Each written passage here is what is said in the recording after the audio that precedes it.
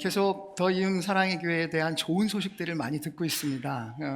그리고 교회를 생각할 때마다 제가 사실 망포동을 자주 왔다 갔다 합니다. 왜냐하면 제 아내가 망포역에서 아르바이트를 해요. 그래서 이렇게 아내를 데리러 갔다 이렇게 왔다 하면서 망포동 생각하면 저는 더이음 사랑의 교회밖에 먼저 생각이 안 나서 왔다 갔다 할 때마다 기도하고 또 좋은 그 소문을 들을 때마다 하나님께 좀 감사하고 계속적으로 좋은 교제가 있었으면 하는 마음을 갖고 있습니다. 우리 강태 목사님 같은 경우는 제가 볼 때는 그래요. 저도 큰 교회에서 사역을 했었거든요. 뭐 사랑의 교회나 그 다음에 제가 또 담임 목회를 한 것도 굉장히 한 2,000명 가량 된 교회에서 했었는데 목사님이 그 한 2,000명, 3,000명 되는 그런 목회자보다도 훨씬 더 좋은 자질들을 많이 갖추고 계세요. 설교도 훨씬 잘하시고 그 다음에 마음 씀씀이나 또 하나님을 향한 열정이나 이런 것들도 많이 가지고 계시더라고요. 그래서 여러분 하나님께 감사하셔야 돼요. 좋은 목회자와 함께 하나님의 나라를 이뤄간다는 것은 정말 복입니다. 아멘. 예. 여러분 좀 평안하세요? 안녕하십니까? 한번 옆에 분에게 인사하시죠. 안녕하십니까? 정말 평안하신지요? 왜 이런 인사를 드리냐면 사실 우리가 처해 있는 현실이 안녕하지 못해요. 평안하지 못해요. 코로나 끝나면 뭔가 더 나아질 줄 알았는데 갑자기 뜬금없이 러시아하고 우크라이나가 전쟁을 해버려요. 그래가지고 경제적으로 굉장히 힘든 상황에 처해 있습니다. 요즘 여름을 겪으면서 여러분 이상기후 때문에 여기저기 산불 나고 세계적으로 난리가 아닙니까? 그래서 사람들마다 그런 생각을 하는 거죠. 야, 이거 큰일 났다. 우리가 살면 살수록 나아지는 그러한 삶이 아니라 부족한 삶이, 결핍의 삶이 우리에게 이어지겠구나. 그런 불안함들이 있는 거예요. 그래서 두려워하는 것입니다. 그래서 안녕하지 못한 거죠. 여러분은 어떠십니까? 이러한 소문을 들을 때 우리 예수 믿는 사람들도 그럼 불안해하고 야, 우리의 인생이 점점 더 피폐해지겠구나. 이거 어떻게 그렇게 살아야 됩니까? 아니라는 것입니다. 원래 하나님께서는요, 온 우주 만물을 만드실 때에 시간이 흘러감에 따라서 시간의 구조가 어떠냐면 시간이 흘러가면 더 풍성해지도록 더 성장해서 자랄 수 있도록 그렇게 만드셨어요. 안 믿으시는 것 같은데 창세기 1장 28절 말씀에 보면 하나님이 그들에게 복을 주시며 하나님이 그들에게 이르시되 다음부터 읽으시죠. 시작. 생육하고 번성하여 땅에 충만하라. 땅을 정복하라. 바다의 물고기와 하늘의 새와 땅에 움직이는 모든 생물을 다스리라 하시니라. 생육하고 번성하여 땅에 충만하라. 명령하셨잖아요. 그 명령이 그대로 되어서 그렇게 원래 되어졌습니다. 그래서 지금도 보면은요, 아이들이 시간이 자람에 따라서 아이들이 더 강성해지고 이게 그렇죠. 풍성한 인생을 살잖아요. 식물들도 그렇잖아요. 자라서 더 풍성해지잖아요. 근데 이게 웬일입니까? 죄로 말미암아 시간이 악하게 됐어요. 시간도 여러분 피조물인 거 아셔야지 됩니다. 시간 자체가 악해져서 여러분 악한 게 되어지면 어떻게 됩니까? 죽음으로 가잖아요. 쇠퇴함으로 가잖아요. 그래서 시간 안에 있는 모든 것들이 어떻게 됩니까? 이제 시간이 지남에 따라서 풍성해지는 게 아니라 어느 정도 풍성해지지만 점점 어떻게 돼요? 쇠퇴해지는 거예요. 부족해지는 거예요.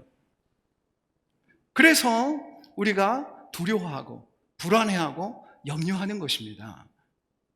근데 하나님께서 그대로 두시지 아니하고 은혜를 베풀어 주셨죠. 그 은혜가 뭐예요? 예수 그리스도로 말미암아 우리를 구원하셨잖아요. 구속하셨잖아요.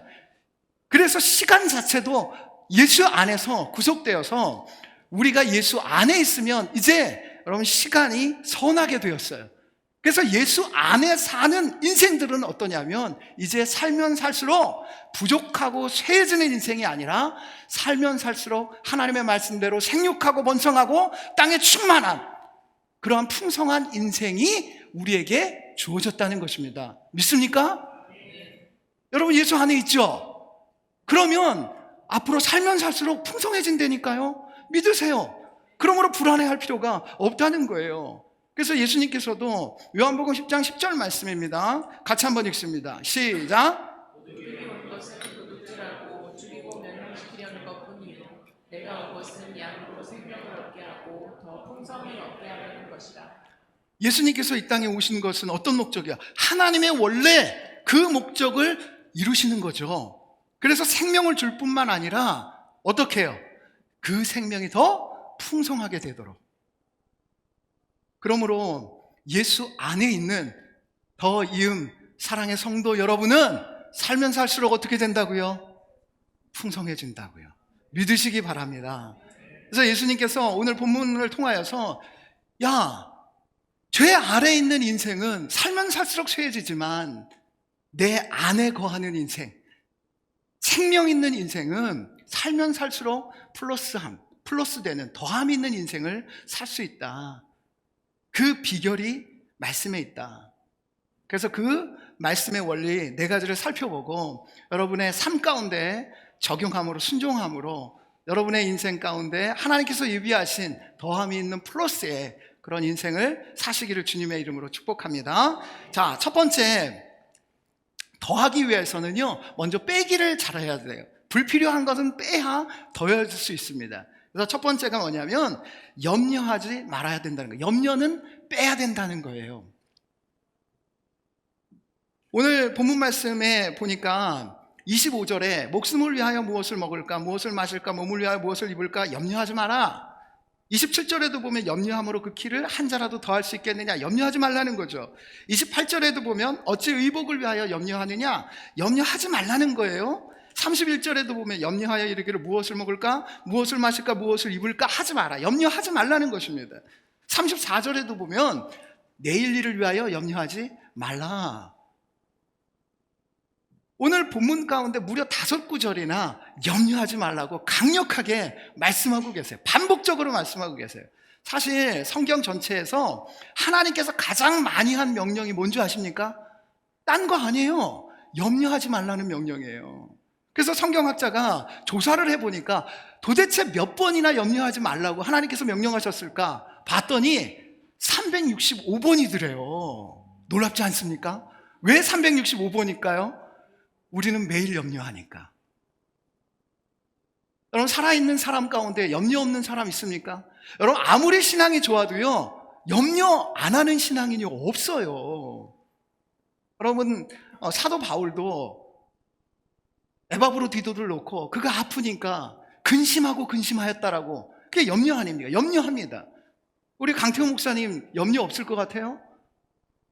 염려 많습니다. 이게 개척교회 하면서 이게 얼마나 염려가 많으시겠어요. 개척교회 목사님들 만나면 염려 정말 많습니다. 그럼 큰 교회 목사님들 만나면 염려 없을까요? 아니에요. 목사님들 만나면 염려합니다. 근심합니다. 저는 염려 안 할까요? 염려합니다. 염려 없는 사람이 이 땅에 없어요. 그런데 하나님께서는 염려하지 말라고 하십니다. 왜 염려하지 말라고 하십니까? 염려는요, 굉장히 무익한 거예요. 염려함으로 그 키를 한 자라도 더 할 수 있겠느냐? 염려해서 키를 한 자라도 더 할 수 있으면 염려해도 좋아요. 근데 아니라는 겁니다. 잠언 말씀에 보면 염려, 근심은요, 뼈를 상하게 한대요. 염려, 근심은요, 영혼을 상하게 합니다. 인생을 갉아먹는 바이러스와 같은 거예요. 그러므로 염려 빼라는 것입니다. 여러분, 그런데 어떻게 이 염려를 안 할 수 있겠습니까? 염려 안 하려면 왜 염려가 생기는지 원인을 한번 살펴봐야 될 거 아니에요. 주님께서는 염려의 원인이 이거다라고 분명하게 말씀하십니다. 마태복음 6장 24절 말씀 다시 한번 읽어보도록 하겠습니다. 자, 시작. 한 사람이 두 주인을 섬기지 못할 것이니 혹 이를 좋아하고 저를 사랑하거나 혹 이를 중히 여기고 저를 경히 여깁니다. 너희가 하나님과 재물을 겸하여 섬기지 못하느니라. 여기에 보면 주님께서 말씀하시는데 너희가 하나님과 재물을 겸하여 섬기지 못하느니라, 그 다음에 염려하지 말라라고 이어져요. 그런 거 보면은요, 염려의 원인이 뭐냐? 재물을 섬길 때, 다시 말하면 재물을 얻고자 하여서 생각을 하기 시작하면, 의도를 가지면 염려가 생긴다는 거예요. 그럼 재물을 선택하게 되면 무엇을 먹을까, 무엇을 입을까 하는 염려가 찾아온다는 거예요. 쉽게 말하면요, 생계를 위하여서 걱정하기 시작하게 되어지면 염려가 찾아온다. 생계를 내가 책임지고자 하면 염려가 찾아올 수밖에 없다는 것입니다. 왜 그래요? 원래 우리의 생명 자체, 여기 계신 분 중에 내가 살고 싶어서 사는 분 계세요? 태어나고 싶어서 태어나신 분 계시냐고요? 아니잖아요. 우리의 생명의 시작 자체가 내가 한 게 아니잖아요. 내가 살고자 해서 태어난 게 아니잖아. 그럼 내가 살고 싶어서 사는 거예요? 아니요. 살려주시니까 사는 거예요. 그 말은 뭐냐? 내가 사는 모든 것은 내가 생각할, 내가 고민을 해야 할, 내가 책임을 져야 할 것이 아니라는 것입니다. 누가 책임져야 되는 거예요? 하나님이 하셔야지 되는 일이에요. 그러니까 일용할 양식, 그것은 내가 감당할 몫이 아니에요, 원래. 그러므로 일용할 양식을 주옵시고 기도하라고 합니다. 구하라고 하는 것이에요. 여러분, 가정에서도 생계는 누가 생각하고 고민할 문제예요? 책임질 문제예요? 부담스럽지만 가장 아버지가 해야지 될, 어머니가 해야 될 문제예요. 근데 한 5살짜리 아이가 찾아와가지고 심각하게 고민하면서, 엄마, 어떻게 하면 우리 집을 내가 먹여 살릴 수 있을까요? 한 달에 한 200만 원 정도를 벌 수 있는 방법을 저에게 알려주세요. 이게 말이 안 되잖아요. 야, 이놈아, 그거는 엄마 아빠가 생각하고 책임질 문제야. 네가 할 거 아니야. 네가 할 수 없어. 그런 거 아닙니까? 여러분, 우리의 생계 문제, 우리가 책임질 문제가 아니에요. 우리가 할 수 있는 문제가 아니라는 것입니다. 그러므로 그런 생계에 대한 고민이 있을 때에 하늘 아버지, 그분에게 이 고민을 맡기라는 거예요. 그럴 때 염려가 사라진다는 것입니다. 이게 예수님의 해결책이에요.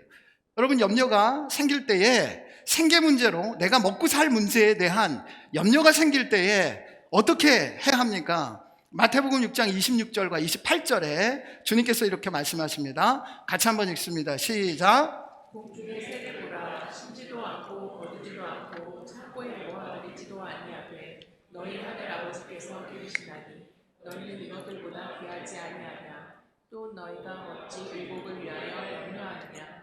그의 백합화가 어떻게 자라는가 생각하여 보라. 수고도 아니하고 비상도 아니하느니라. 공중의 새를 보라는 겁니다. 그리고 들의 백합화를 보라는 것입니다. 그리고 생각을 좀 하라는 것입니다. 자, 공중의 새 한번 보십시오. 예를 들어 제비를 한번 볼게요. 그 조류학자가 연구를 했는데, 제비는요, 그 새끼에게 하루에 몇 마리의 그 벌레를 먹이느냐, 세봤더니 한 100마리 정도를 먹인대요. 100마리. 그리고 이게 철새 아닙니까? 그래서 이 새끼가 이곳에서 다 자라기까지가 한 3개월 정도 걸리는데, 3개월 동안 보니까 그 새끼들을 위하여서 어미가 약 벌레를 12만 마리를 사냥을 해서 먹이는 거예요. 근데 이 어미 제비가 벌레를 갖다가 농사로 키웁니까? 아니잖아요. 다 먹고 살잖아요. 날아다니면서 새는 울지 않습니다. 새는 기분이 너무 좋아서 노래를 부른다고요. 그렇게 살아요. 들의 백합화 한번 보라는 거예요. 입을 거 걱정하지 않는다. 화려함을 뽐낸다는 거예요. 그리고 한번 주변의 사람들을 보라는 거예요. 너보다도 더 못한 사람들이 있는데 잘 살고 있지 않느냐. 그리고 너 자신을 한번 보라는 겁니다. 너 지난날 힘들고 어렵게 살았는데 지금 살고 있지 않냐. 그러니까 앞으로 잘 살 수 있을 거야. 걱정하지 마. 그리고서 하나님께서 뭐라고? 하늘을 좀 보라는 거예요. 하늘을 보라는 것은 하나님을 바라보라는 것입니다. 나를 좀 봐라. 보이지 않는 하나님, 그분을 어떻게 바라봅니까? 여러분 빌립보서 4장 6절 7절 말씀입니다. 같이 한번 읽습니다. 시작. 아무것도 염려하지 말고 다만 모든 일에 기도와 간구로 너희 구할 것을 감사함으로 하나님께 아뢰라. 그리하면 모든 지각에 뛰어난 하나님의 평강이 그리스도 예수 안에서 너희 마음과 생각을 지키시리라. 하나님을 본다라는 것은 하나님 앞에 엎드려 기도한다라는 것이에요. 하나님을 보는 것은 엎드려 하나님 앞에 내가 갖고 있는 고민거리를 내려놓는 것입니다. 그러므로 이 염려라는 것은 한마디로 말씀드리면 기도의 제목이에요. 사실 사람이 염려하지 않잖아요. 그러면 모든 기도가 굉장히 추상적입니다. 헛된 것을 구하는 경우가 너무 많이 있어요. 추상적인 것을 구하는 경우가 너무 많이 있어요. 그런데 염려가 들잖아요. 그러면 기도 제목이 구체적이 돼요. 그래서 그걸 가지고 하나님께 아뢰는 것이죠. 여러분, 염려한다라는 것은 내가 하지 못하기 때문에 염려하는 거 아닙니까? 내가 할 수 있으면 염려 안 하잖아요. 내가 충분히 감당할 수 있으면 염려할 필요가 없잖아요. 근데 내가 계속 염려만 한다라는 것은 나를 못 믿을 뿐만 아니라 하나님을 못 믿는 거죠. 하나님을 신뢰하지 못하는 것이죠. 그러므로 염려한다라는 것은, 염려가 나에게 찾아온다라는 것은 이런 의미입니다. 하나님께서 우리에게 말씀하시는 거예요. 너 나를 정말 못 믿고 있구나. 신뢰하지 못하고 있구나. 그냥 예배의 자리에 나와 있고 말씀 보고 성경을 읽으면서 기도한다고 하지만 정말 나를 신뢰하지 못하는구나. 그러므로 너 나 좀 신뢰해라 정말. 그래서 너의 그 염려의 거리를 나에게 좀 이야기해. 그러면 내가 어떻게 해결하는지 네가 나를 신뢰할 수 있을 거야. 경험할 수 있을 거야. 이 하나님의 사인이라는 거예요. 그러므로 제발 여러분, 염려가 생기면 하나님께서 나를 신뢰하라는, 나에게 더 가까이 오라는 그 기도의 제목을 주시는 거구나. 그렇게 생각하고 여러분 그 염려의 거리를 구체적으로 정리를, 왜 내가 염려를 하게 되나, 무엇 때문에 염려하게 되나, 그러한 것들을 구체적으로 적고 하나님께 아뢰시기 바랍니다. 여러분, 염려라는 그 한자를 보시면 생각할 염자에다가 생각할 여자잖아요. 그러니까 염려는 어디에서부터 비롯되냐면 생각에서 비롯되는 거예요. 이미 벌어진 게 아니라 생각 속에서 이건 안 될 거야 라는 그것 때문에 찾아오는 것이에요. 근데 여러분 한번 보세요. 생각은 어디로부터 나옵니까? 마음에서 생각이 나오죠. 마음에서 생각이 나와요. 자, 근데 여러분의 생각이 몇 가지일까요? 우리의 생각이 몇 가지예요? 보통 몇 가지라고 합니까? 5만 가지 생각 다 하네 그러잖아요. 5만 가지. 근데 그 5만 가지 생각 중에 굉장히 긍정적이고 믿음의 생각을 얼마나 할까요? 거의 안 한다고 보면 됩니다. 왜냐하면 예레미야서에 보면 이렇게 말씀해요. 모든 만물 가운데 가장 부패한 것이 무엇일까요? 마음이라고 얘기를 해요. 그 마음에서 생각이 나오는 거잖아요. 그렇죠? 근데 마음이 부패했기 때문에 우리의 생각 자체도 어떨까요? 부패할 수밖에 없어요. 그래서 좋은 생각, 긍정적인 생각을 할 수가 없다고요. 5만 가지 생각을 하면 5만 가지 생각이 다 부정적인 생각. 그것 때문에 염려가 찾아와요. 근데 여러분, 그 마음이 어디에 있어요? 여기에 있어요? 여기에 있어요? 마음이 여기에 있어요? 여기에 있어요? 몰라요? 마음이 저는 없어요, 아예. 마음이 어디 있어요? 여기에 있어요? 여기에는 마음이 없어요. 하면은 심장이랑 뭐 폐 이런 거 있어요. 그럼 마음은 여기에 있죠, 사실은. 왜냐하면 마음의 생각, 마음의 감정 이런 거는 뇌의 작용이잖아요. 근데 이 뇌가요, 부패했다니까요.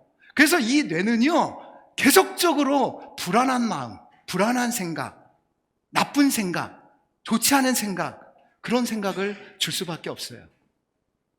그런데 그러한 생각이 있을 때마다 어떻게 해요? 이게 염려로 바뀌잖아요. 그럴 때에 내려놓고 기도하는 거예요. 염려를 안 할 수 없어요. 근데 염려를 갖다가 뭘로 바꾸는 거예요? 기도로 바꾸는 거예요. 그렇게 하면 어떻게 된다고요? 모든 지각에 뛰어난 하나님의 평각이, 여러분 생각은 지각이잖아요. 그걸 하나님께서 바꿔주시는 거예요. 야, 네가 구하는 내가 누군 줄 아냐? 나는 무에서 유를 모든 만물을 창조한 창조주야. 그리고 한치의 오차도 없이 온 우주 만물을 주관하고 있는 주권자야. 그러한 내가 너를 자녀 삼아주지 않았냐? 너는 나에게 있어서 가장 귀한 존재야. 내 아들이야, 딸이야. 그런데 내가 너를 망하게 하겠니? 지각이 바뀌는 거예요. 아, 하나님이 그런 분이지.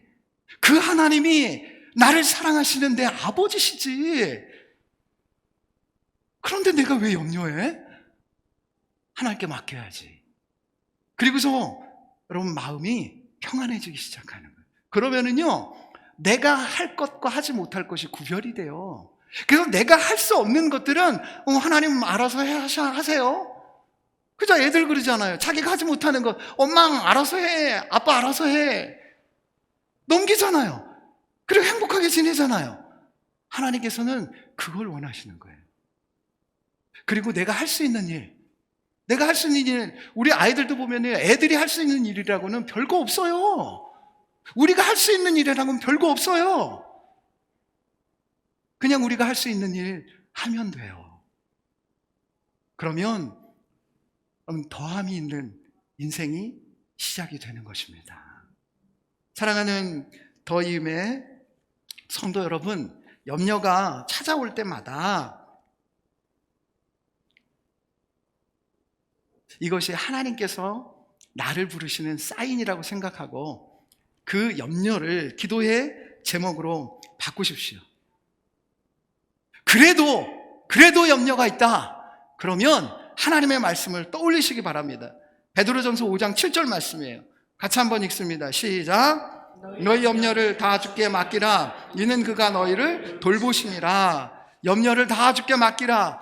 염려를요, 화살에 쏴가지고 주님께 쏘라는 거예요. 그러면 내가 그거 다 맡겠다. 왜? 내가 너를 돌보는 존재니까.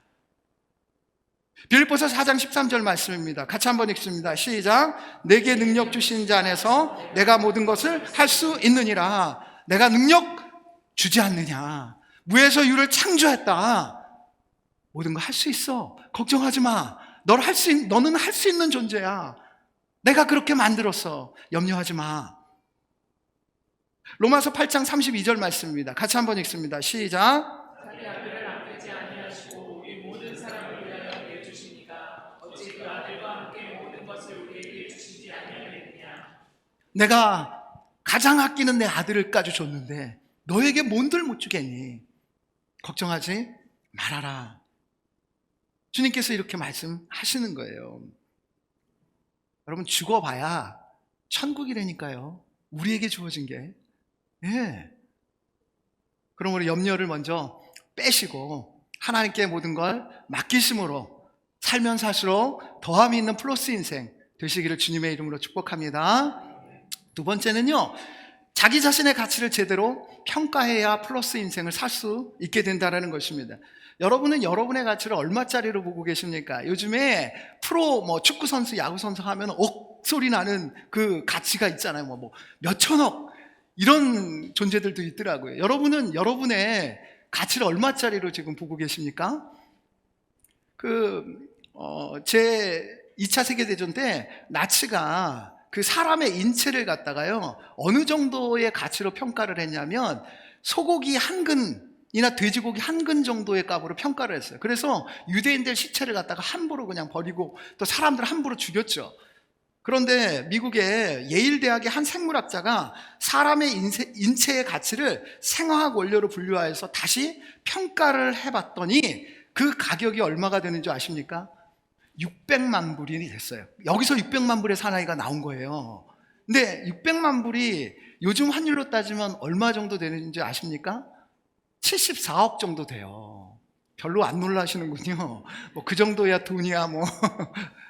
근데 이 생물학자가 다시 이 원료를 가지고 세포를 만드는 과정에는 얼마 정도의 돈이 들어갈까를 계산해 봤더니 6천만 불이 들더래요. 그러니까 환율로 계산해 보면 742억 정도가 돼요. 그러니까 우리의 인체의 가치가요, 그 정도라고요. 근데 이러한 그 재료를 가지고 세포를 만들어서 합성해 가지고 사람을 만드는, 인간 한 명을 조립하는데 어느 정도의 돈이 들어갈까? 그거는 계산이 안 되더래요. 이 세상에 있는 모든 돈들을 다 써도 나라는 존재, 인체 하나, 이거를 제대로 만들 수가 없다는 거예요. 그러니까 옆에 분들 한번 보세요. 당신이 이 정도로 비싸셨군요. 한번 얘기해 주세요. 당신 정말 비싸군요. 정말 비싼 거예요. 너무너무 비싼 거예요. 그러니까 인체 하나만, 육체 하나만 가지고도. 그런데 성경에서 우리의 가치를 어떻게 평가할까요? 우리는 육체만 갖고 있지 않잖아요. 영혼이 있잖아요. 그럼 보십시오. 오늘 본문 말씀 26절과 30절 다시 한번 읽도록 하겠습니다. 읽습니다. 시작. 공중의 새를 보라. 심지도 않고 창고에 모아들이지도 아니하되 너희 하늘 아버지께서 기르시나니 너희는 이것들보다 귀하지 아니하냐. 오늘 있다가 내일 아궁이에 덜져지는 들풀도 하나님이 이렇게 입히시거든 하물며 너희일까 보냐. 믿음이 작은 자들아. 여기에 보면은요, 믿음이 작은 자들아 나와요. 믿음이 작은 자들은요, 새만도 나는 못해, 나는 들풀만도 못해. 그래서 자기의 가치를 갖다가 평가절하 해버리는 거예요. 그런 사람이 믿음이 작은 거예요. 믿음이 제대로 된 사람들, 믿음이 큰 사람들은요, 주님께서 말씀하시잖아요. 너는 공중에 나는 새보다도, 들의 백합보다도, 온 자연 만물보다도 귀하다, 존귀하다, 그렇게 말씀하세요. 그럼 마가복음 8장 36절 말씀 다시 한번 보겠습니다. 같이 읽습니다. 시작. 사람이 만일 온 천하를 얻고도 자기 목숨을 잃으면 무엇이 유익하리요? 온 천하보다도 우리의 목숨, 우리의 존재 자체가 귀하다는 거예요. 여러분, 하나님께서 온 우주 만물을 왜 만드셨어요? 하나님께 온 우주 만물이 필요해요? 하나님께서 왜 천국을 지금 만들어 가십니까? 하나님께 천국이 필요합니까? 아닙니다. 하나님께서 온 우주 만물을 만드시고 그 온 우주 만물을 천국으로 만들어 가시는 이유는 우리 때문이에요. 나 때문에.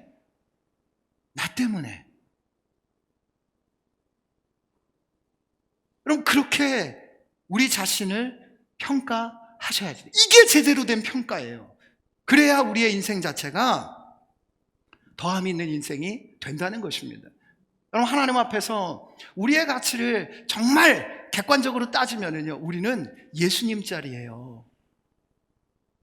아니, 어떻게 보면 예수님보다 더 귀해요. 그렇기 때문에 예수님을 죽이시면서까지 우리를 구원하시고 하나님의 자녀 삼으신 거예요. 그럼 부모의 입장에서는요, 자기 자신보다도 자기의 자녀들이 더 귀합니다. 근데 그 자식을 갖다가 주고 산 존재가 바로 나예요. 여러분이에요. 그런데 하나님께서 망하게 하시겠냐고요? 아니라는 것입니다. 여러분, 근데 마귀가 자꾸 속삭이죠. 너 예배에 나와서 졸고 있는데 그러면서 네가 가치 있다고? 너 내가 어제 죄 지은 거 알고 있어. 너 입만 벌리면 거짓말 하잖아. 너 음란하잖아.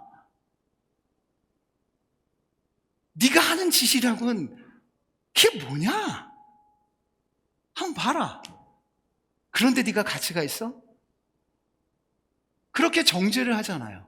그래서 그 정죄에 빠지면은요, 그래, 나라는 존재가 뭘 할 수 있겠어? 그러니까 내일이 안 보이는 거예요. 그래서 마이너스가 되는 거예요. 그럴 때마다 여러분 에베소서 2장 10절 말씀을 기억하십시오. 같이 한번 읽습니다. 시작. 우리는 그가 만드신 바라 그리스도 예수 안에서 선한 일을 위하여 받은 자니 이 일은 하나님이 전에 예비하사 우리로 그 가운데서 행하게 하려 하심이니라. 만드신 바는 헬라어로 여러분들이 잘 아는 바와 같이 포이에마라는 단어입니다. 근데 이것이 걸작품이에요. 마스터피스죠. 걸작품을 이렇게 생각하시는 분 계세요. 걸레 같은 작품이다. 아닙니다. 마스터피스예요. 진짜 대가가 만든 하나밖에 없는 대작. 그게 걸작품 아닙니까? 여러분, 현존하는 미술가들이 그린 작품 중에서 가장 비싼 작품이 다음 작품입니다. 한번 보여주시겠어요? 모나리자. 이거 직접 보신 분 계세요? 루브르 박물관에 가셔서 저는 봤습니다. 근데 사람들이 너무 많아가지고서 멀리서 볼 수밖에 없었지만 봤어요. 근데 그 작품의 가격이 얼마인 줄 아십니까? 얼마인 것 같아요? 여러분 얼마에 사시겠어요? 가치를 잘 모르니까. 근데 저 작품이요 400조래. 400조. 근데 프랑스가 저 모나리자 작품을 팔까요? 안 팝니다. 그러니까 저게 가격이요 없는 거예요. 그 정도로 가치가 있어요. 근데 놀랍게도요 저 작품보다 더 비싼 작품을 발견했다는 거 아십니까? 다음 작품이에요.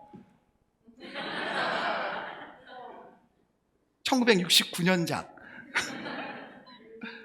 다음 작품이 더 비싼 작품입니다. 다음 작품 무디기로 있어요. 예. 제가 백옥 가지교회 섬기는 그러한 모습들을 볼 때 정말 하나님의 작품들이 함께 연합하여 하나님의 나라를 이루는 모습 너무 아름답게 봤습니다. 여러분 한 명 한 명이요 진짜 하나님의 걸작품이라는 거예요. 작품은요 어떤 작가가 그렸는지에 따라 가격이 달라집니다.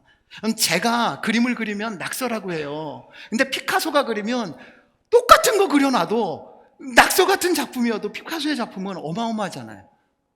그리고 사실 미술 작품들은요 작가가 죽고 나면 더 가치가 올라가는 거 아시죠? 왜 그렇습니까?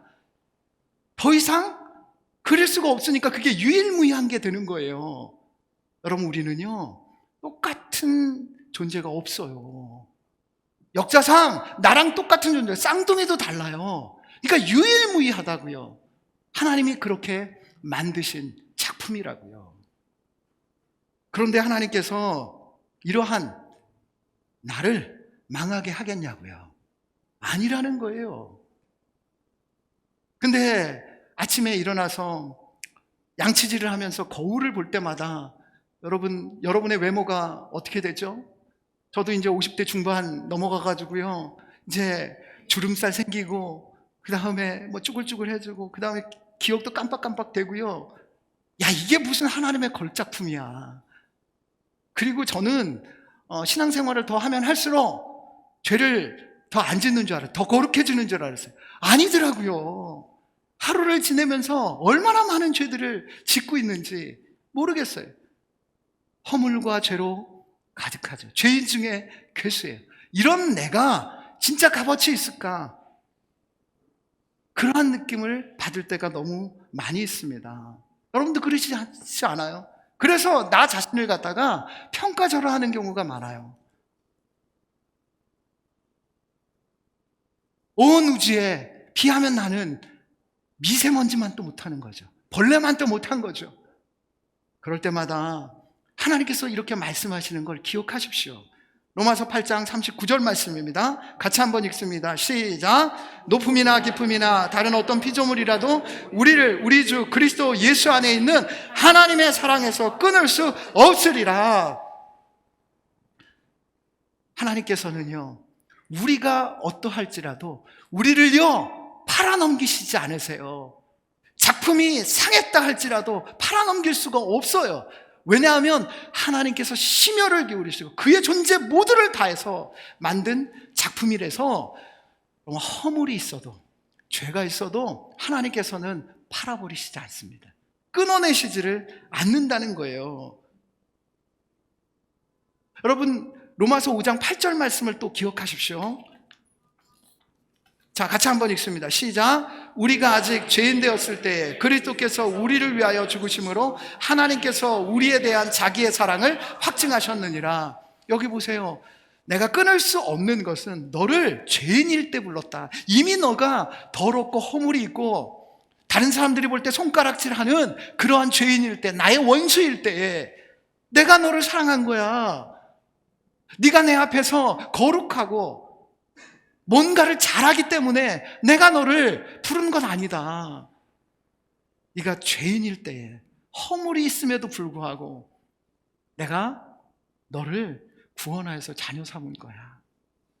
그러므로 네가 아무리 허물 있고 네가 아무리 사람들이 손가락질해서 초라하게 느껴진다 할지라도 너는 나에게 있어서 가장 귀해.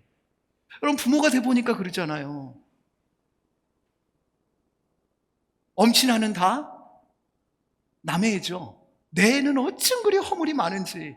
그래도 그 엄친아보다 내 새끼가 더 귀하죠, 나에게. 내가 어떻게 버려요? 그렇지 않습니까? 하나님께서 그러신 거예요. 여러분, 고린도후서 4장 7절 말씀 한번 봅시다. 우리가 이 보배를 질그릇에 가졌으니 이는 심히 큰 능력은 하나님께 있고 우리에게 있지 아니함을 알게 하려 함이라. 우리가 질그릇 같아요. 그러나 그 질그릇에 하나님께서 보배를 담기를 원하신다고요. 그래서 성전 삼으신 것, 그 거룩하시고 그 위대하신 그 하나님이 우리 안에 거하기를 원하세요. 그러므로 우리는요, 너무 귀한 존재들이에요.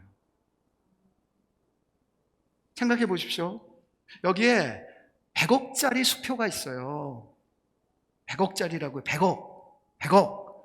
100원이 아니라 100억짜리. 관심이 별로 없으신가 봐, 돈에. 근데 그 100억짜리 수표에 여러분에게 이 수표를 주면서 거기다가요, 똥을 묻혀가지고 드려요. 받으시겠어요? 안 받으시겠어요? 받으세요? 안 받으세요? 안 받는 분은 꽃 꽂아 드려야 돼요. 동막골로 보내야지 돼요. 그럼 100억에 똥이 묻혀 있어도 받아야죠. 왜냐하면은요, 다 꺼내면, 아니, 안 닦고 그걸 그대로 은행에 가져가면 은행 사람들이 불편하겠지만 어쨌든 뭐냐면 100억을 바꿔줘야 된다고요. 가치가 안 떨어진다고요. 하나님의 걸작품인 우리가 여러분 죄와 허물이 묻었어도 그 가치가 안 떨어진다고요. 그런 내가 망하겠냐고요. 예수 그리스도 안에서 또 온전히 씻기셨잖아요. 그런데 이런 내가 쇠하겠냐고요. 아니라는 거예요. 여러분, 살면서 염려가 찾아오고 그 염려로 말미암아 내가 초라하게 느껴질 때에 외치셔야 돼요. 그럼에도 불구하고 나는 하나님 앞에 가장 존귀한 자다. 값비싼 존재다. 그러므로 나는 결코 망하지 않는다. 그렇게 믿음으로 선포하시길 바랍니다. 그리하여서 더함이 있는 인생, 그 현실을 살아갈 수 있기를 주님의 이름으로 축복합니다. 세 번째는요, 상위 가치를 위하여서 살아야 이제 플러스 인생으로 살 수 있게 된다는 것입니다. 그럼 내가 정말 가치 있는 존재이기 때문에 나보다 더 좋은 가치를 위해서 살아야 플러스 인생이 되는 거예요. 그래서 주님께서 다음과 같이 말씀하십니다. 마태복음 6장 33절, 너무나 잘 아는 말씀이죠. 같이 읽습니다. 시작. 그런즉 너희는 먼저 그의 나라와 그의 의를 구하라. 그리하면 이 모든 것을 너희에게 더하시리라. 하나님께서 이처럼 존귀하게 여기는 우리를 겨우요, 무엇을 먹을까 마실까, 그래서 좀 더 좋은 것을 먹고 좀 더 좋은 옷을 입고 좀 더 다른 사람들보다 편안하고 안락하게 넓은 집에서 사는 것을 목적으로 삼게 하셔서 이 땅에 보내셨냐고요. 아니라는 것입니다. 예수님께서 바꿔주신 것, 너희의 목적은 이 땅에 와서 남들보다도 더 좋은 것 먹고 편안하고 안락하게 남들보다도 더 높은 지위를 갖고 그렇게 사는 것이 너의 목적이 아니다. 그러한 삶을 사는 것은 짐승이나 아니면 아버지 없는 이방인들이 목적을 갖고 사는 거야. 그게 아니야. 하나님께서 우리를 만드시고 난 다음에 뭐라고 말씀하세요? 모든 생물들에게는 생육하고 번성하라. 여기서 끝이에요. 그런데 우리를 만들고 나서는 생육하고 번성하고 땅에 충만하고 뒤가 붙습니다. 뭐예요? 다스리라는 거예요. 다스리라는 거예요. 다스리는 건 하나님이 하시는 일입니다. 하나님이 하시는 일이에요. 그 하나님의 일을 하기 위해서 네가 여기에 존재하는 거다. 다시 말해서 우리는요, 하나님의 동역자로 여기에 있는 거예요. 먹고 살기 위해서 있는 것이 아니라 하나님의 동역자로 다스리기 위하여서 있는 거예요. 그래서 하나님의 나라를 이루기 위하여서 있는 것입니다. 그래서 주님께서 야, 너희는 먼저 그의 나라와 의, 이게 하나님의 나라거든요. 그것을 구하면서 살아라. 그리하면 나머지 것은 더해질 거야. 그럼 좋은 기업은요, 돈을 목적으로 뛰지 않습니다. 그런 기업들은요, 다 망하게 돼 있어요. 좋은 기업은요, 좋은 가치를 위해서 합니다. 그러면 돈은 오는 거죠. 세상도 그것을 알아요. 여러분, 예수 믿는 사람은요, 더 좋은 가치, 나보다 더 좋은 가치를 위하여서 살라고 하나님께서 부르셨다는 것을 기억하며 살아야 돼요. 그럼 하나님께서 가치 체계를 갖다가 주셨죠. 최상위 가치가 뭐예요? 먼저 하나님 사랑하라고 해요. 마음과 뜻과 정성, 목숨을 다하여서. 하나님이 최상의 가치예요. 그 다음이 뭡니까? 내 이웃을 내 몸과 같이 사랑하라는 거예요. 그러면 하나님 다음이 나예요. 나를 사랑하듯 그 다음 이웃이죠. 이웃을 사랑하는 거예요. 근데 많은 사람들이 왜 마이너스 인생이 되냐면요, 자기보다 저급한 가치인 돈, 물질, 이것을 목적으로 살아요. 그러니까 가치가 떨어지는 거예요. 자기랑 동등한 가치인 자기만을 위해서 살아요. 이기적이잖아요. 그래서 마이너스 인생이 되는 거예요. 하나님을 섬기지 않으면서, 하나님을 추구하지 않으면서 이웃을 섬긴다고요? 그게 다 자기를 드러내기 위한 수단으로 돼가지고서 결국은 이웃을 제대로 사랑하지 못해서 초라한 인생이 되죠. 여러분, 상위 가치인 하나님을 위하여서 살아야지 돼요, 우리는. 그래야 우리의 존재 자체가 여러분 올라가는 게 더함이 있는 거예요. 여러분, 우리가 하나님의 형상으로 지음받았잖아요. 하나님의 형상인 우리, 여러분, 하나님이 우리보다 상위 가치인 그분이 우리를 하나님의 형상 상위 가치로 만들기를 원하신다고, 하나님처럼 만들기를 원하신다고요. 그게 목적이 돼야지 돼요.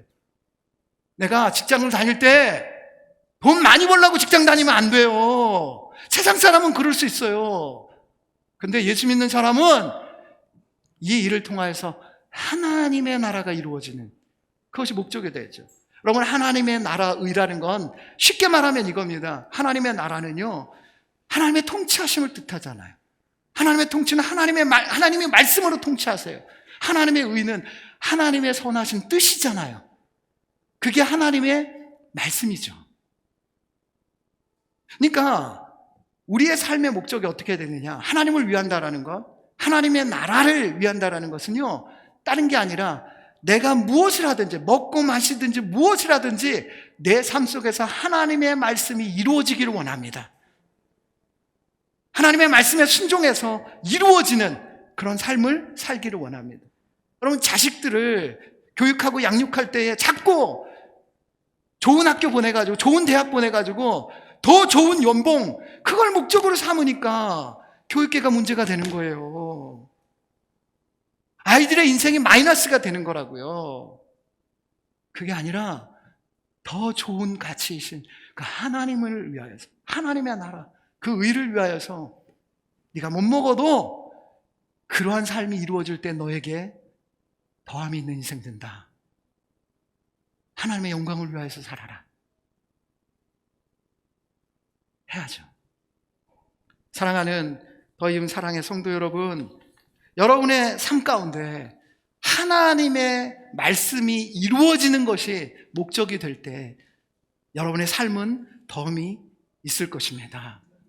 여러분, 도자기에 좋은 가치가 담겨야 그 도자기의 가치가 올라가듯이 여러분, 우리의 인생에 더 좋은 가치이신 하나님이 담겨져야 우리의 삶이 더함이 있게 되는 것입니다. 그 은혜를 누릴 수 있기를 주님의 이름으로 축복합니다. 이제 마지막으로 네 번째, 더함이 있는 플러스 인생 되려면 오늘을 자족하며 살아야 된다라는 거예요. 본 말씀 34절 말씀을 우리 천천히 읽도록 하겠습니다. 시작. 그러므로 내일 일을 위하여 염려하지 말라. 내일 일은 내일이 염려할 것이요 한날의 괴로움은 그날로 족하니라. 결론은 버킹엄? 이걸 아는 분은 연식이 되신 분이에요. 아니라 결론은 염려하지 말라요. 여전히 염려하지 말라요. 그러니까 특별히 뭐라고 해요? 내일 일을 위하여서 염려하지 말라고 합니다. 왜 이렇게 말씀하십니까? 여러분, 오늘 하루를 살 때에 내가 염려할 수 있어요. 염려 안 하려고 했는데 기도해도 염려가 생기는 걸 어때요? 그래가지고 괴로움을 당할 수 있어요. 근데 하루를 끝날 때에 이 일이 내일도 이어지면 어떡하나, 그런 생각하지 말라는 거예요. 왜요? 내일 네가 존재할지 어떻게 할지 모른다. 너는 과거에 존재했지만 과거 바꿀 수 없잖아. 현재만 살았잖아요. 우리는 현재의 존재예요. 근데 내일은 누가 그걸 주관하시나요? 하나님이 존재해요. 하나님이 주관하세요. 그러므로 내일의 존재는요, 하나님이세요. 그래서 지금의 염려 자체에 내일까지 가지 마라. 그래봤자 네가 할 수 있는 거 아무것도 없다. 그래서 내일의 존재이신 하나님께 그건 맡기라는 거예요. 그리고 오늘 내가 괴로움 겪었잖아. 염려하느라고 막 이것저것 했는데 안 됐어요. 근데 그것으로 뭐냐면 족하게 여기라는 거예요. 이런 거예요. 너무 힘들게 살았어요. 그리고 돌아보니까 바보 같았어. 이거 그래서 내일도 그런 일들이 생길 거야. 이러고서 하지 말고 딱 오늘 잘 때는 기도하고 난 다음엔 성은아 수고했어. 너 수고했어. 괜찮아. 내일은 하나님께서 새로운 날 주시니까 새로 시작하면 돼. 하나님이 이루실 거야. 너 수고했어. 하나님도요, 못한 것 가지고 지적질 하시고 그러지 않을 거예요. 내가 너 사랑하니까 너 잠 잘 자라. 그러실 거라고요. 그럼 자족한다라는 건 스스로 만족하는 마음이잖아요. 더 채울 것이 없는 충분한 마음의 상태잖아요. 더 채울 필요가 없는 만족한 상태인데 이래 보신 적 있으세요? 그러니까 이게 욕심이라는 것과 관련이 돼 있잖아요. 욕심이 다 채워지면 만족할 수 있으세요? 그럼 이런 질문을 해볼게요. 일단 욕심이라는 게 여러분 죄입니까 아닙니까? 욕심이 죄예요 아니에요? 확실히 욕심이 죄입니까 아닙니까? 죄라고 생각하시는 분, 욕심은 죄다. 욕심이 정말 없으신 분들만 드시네. 그럼 나머지는 욕심은 죄가 아니라고 생각하시는 거죠? 욕심이 많으신 분들이 여러분, 욕심이라는 것 자체는 죄가 아니죠. 욕심을 부리면 죄죠. 욕심이 잉태한 즉 죄를 낳는 거지 욕심 자체는 죄가 아니죠. 그러니까 욕심이 욕구잖아요. 욕구가 없으면 어떻게 하나님을 향할 갈망이 생기고 먹고 이런 게 생기겠어요? 식욕 이런 것도 욕구잖아요. 식욕 자체는 죄가 아니죠. 근데 계속 탐식이 죄죠. 그렇죠? 더 먹고 또 막 그러려고 하는 거. 근데 여러분, 하나님께서 그래서요, 욕심이라는 것 자체는 채워서 만족할 수 있도록 만드시지 않았어요. 욕심이라는 것 자체는요, 어떻게 해야 만족을 얻냐면 셀프 컨트롤 해야죠. 그래서 성령의 마지막 열매가 뭐냐? 절제예요. 욕심은 절제할 때에 만족할 수 있게끔 하나님께서 만드셨다는 거예요. 그럼 어떻게 하면 절제할 수 있습니까? 여러분, 욕심이라는 게 딱 나에게 어떤 욕구가 생겨요. 그러면 그 욕구를 채우고자 하는 두 방향이 생깁니다. 하나는요, 눈에 보이는 것 가지고 채우려고 합니다. 그래서 여러분 마태복음 6장 24절 처음에 읽었는데 이건 똑같아. 너희가 하나님과 재물을 겸하여 섬기지 못한다. 욕망이 찾아올 때에 재물로 채우고자 하는 마음이 생기고요, 하나님으로 채우고자 하는 마음이 생겨요. 근데 그 욕망을 재물로 채우고자 하잖아요. 그럼 마치 뭐랑 같냐? 목마른데 소금물을 먹는 거랑 똑같아요. 물이잖아요. 근데 소금물인 걸 알면서도 먹잖아요. 그럼 갈증이 해결이 안 돼. 더 가래져요. 그래서 남의 거 더 뺏으려고 들고 그러다가 마이너스 인생 되는 거죠. 망하는 거예요. 그럼 욕심이 발동을 할 때 어떻게 해야 되느냐? 하나님 앞에 엎드려 하나님으로 채우려고 해야죠. 그러면 어떻게 되냐면 하나님 앞에 엎드리면은요, 그 욕심 자체가, 욕망 자체가 비워져요. 잘못된 욕망들이 비워진다고요, 하나님 앞에서. 여기까지가 불교의 기도입니다. 불교는 이게 비워야 해탈, 그렇게 하죠. 해탈이 안 찾아온다니까요.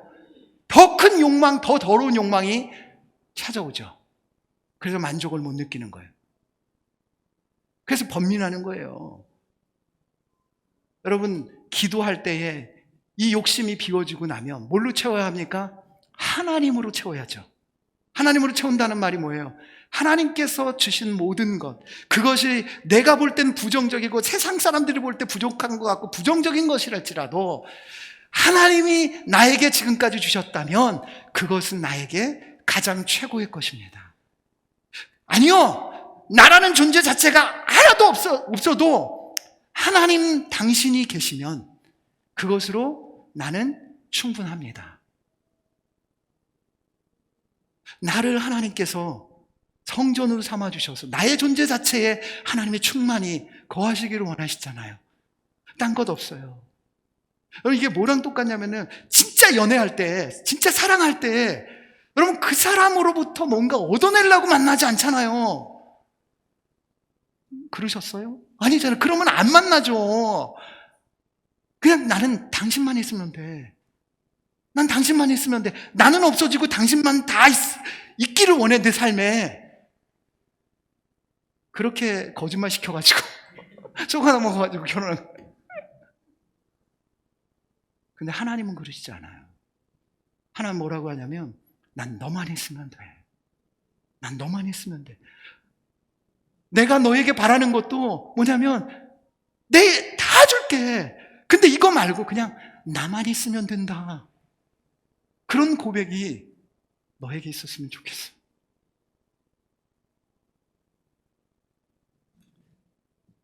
여러분, 이럴 때에 여러분 우리가 자족할 수 있어요.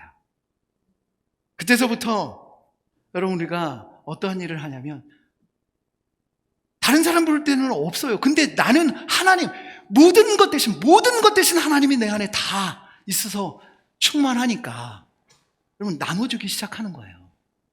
나눠주기 시작하는. 난 부족하지 않으니까. 다른 사람들이 볼 때는 너 없잖아. 근데 왜 그걸 줘?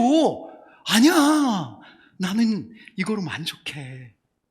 그냥 나눠주는 거예요. 그러면서 어떠냐면요, 여러분 그 진짜 연애할 때 사랑을 하면 어때요?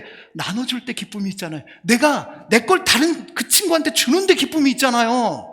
그게 만족한 상태라니까요. 자족한 상태라니까요. 아시죠? 그래서 다윗이 시편 23편 1절, 여러분 잘 아는 말씀, 이런 고백을 하는 거예요. 사실 세상 사람들 볼 때는 쫓겨서 정말 아무것도 없는 부족한 가운데 이제 인생이 완전히 쇠퇴하는구나. 그럴 때에 다윗이 이런 고백을 해요. 여호와는 나의 목자시니 내가 부족함이 없으리로다. 그래서 자기의 왕권이 흔들려도 주잖아요. 용서하잖아요. 여러분, 우리는요, 로마서 8장 32절 말씀을 가지고 이런 고백을 하셔야 됩니다. 자기 아들을 아끼지 아니하시고 우리 모든 사람을 위하여 내주시니까 어찌 그 아들과 함께 모든 것을 우리에게 주시지 아니하겠느냐. 이미 아들까지 주셨는데 모든 걸 다 주신 거 아니에요. 모든 거 다 주신 거라니까요. 이미 안 주시는 것은요, 그거 가져봤자 별것 아니기 때문에 아직 안 주시는 거예요. 그래서 나는 하나님으로 충분합니다. 더 필요 없어요. 난 예수님으로 충분합니다. 이미 그 아들 다 주셨잖아요. 충분합니다. 충분합니다. 그럴 때에 여러분 더함이 있는 인생, 그건 있어도 그만 없어도 그만인데 하나님께서 그 영혼을 더함이 있게 하시고 실제 삶을 더 부유하게 하셔서 그것으로 타락하는 것이 아니라 그것으로 많은 사람들을 나누는 복된 인생을 살게 하시는 거죠. 여러분, 그래서 사도 바울이 빌립보서 4장 19절에 이와 같이 고백을 합니다. 이 고백을 하고 이제 말씀을 정리하도록 하겠습니다. 여러분, 이 고백이 사도 바울의 만의 고백이 아니라 여러분의 고백 되기를 주님의 이름으로 축복합니다. 그래서 같이 한번 고백하도록 하겠습니다. 시작. 나의 하나님이 그리스도 예수 안에서 영광 가운데 그 풍성한 대로 너희 모든 쓸 것을 채우시리라. 이미 주셨어요. 이미 주셨어요. 그래서 믿음으로 하나님, 이미 하나님 한 분만으로, 예수 그리스도 한 분만으로 나는 만족합니다. 그럴 때 하나님께서 영광 가운데 우리의 부족한 모든 것들을 채우신다고요. 여러분, 우리의 끝을 한번 보십시오. 우리의 끝은요, 새하늘과 새 땅이에요. 충만의 실체인 새하늘과 새 땅이, 과정이 아무리 쇠퇴하고 어떤 과정을 겪더라도 그 끝은요 이미 정해져 있는 거 아닙니까? 여러분, 우리의 육체가 부활의 육체, 별거 아니에요. 가장 충만한 상태, 가장 더함이 있는 상태. 그러므로 현실 속에서 부족하기 때문에 염려가 찾아오고, 내가 할 수 없기 때문에 염려가 찾아오고, 그 어떠한 고난이 있어도 나는 예수님 한 분만으로, 하나님 한 분만으로 충만합니다. 만족합니다. 절대로 망하지 않습니다. 그래서 하나님께 감사하며 하나님께서 예비하신 모든 그런 더함이 있는 플러스 인생의 축복을 모두 누리시기를 주님의 이름으로 축복합니다. 이 시간에